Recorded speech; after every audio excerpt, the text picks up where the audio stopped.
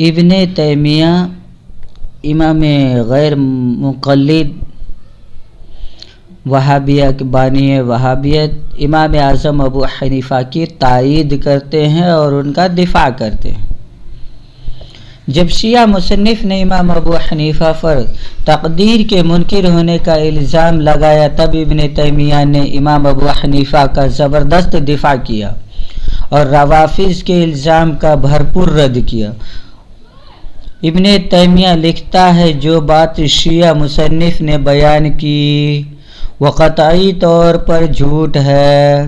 اس لیے کہ امام ابو حنیفہ تقدیر کے قائل ہیں اور انہوں نے فقہ اکبر میں منکرین تقدیر کی تردید کی ہے، لہذا وہ اس بات کی تائید نہیں کر سکتے جو یہ کہتا ہو کہ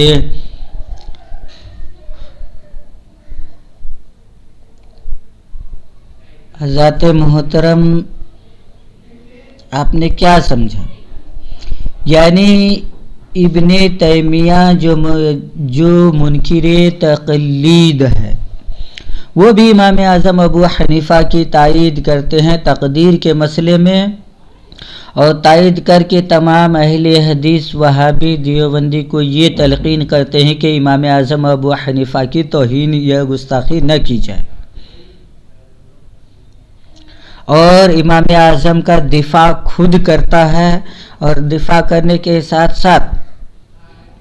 امام اعظم رضی اللہ تعالیٰ عنہ کی تائید بھی کرتا ہے، اور ساتھ ساتھ ایک اہم بات یہ بھی بتا جاتا ہے وہ کہ فقہ اکبر امام اعظم ابو حنیفہ کی کتاب بھی ہے۔ ابن تیمیہ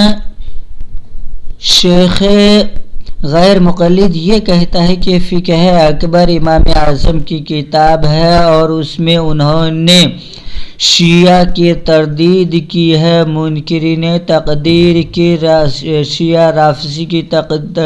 تردید کی ہے، اور آج کا وہابی دیوبندی یہ کہتا ہوا نظر آئے گا آپ کو، آج کا خاص کر وہابی غیر مقلد، کہ فقہ اکبر ابو حنیفہ کی کتاب نہیں۔ وہابیوں دیوبندیوں، کم سے کم ہماری بات نہیں تو تم اپنے باپ داداؤں کی بھی بات مان لو۔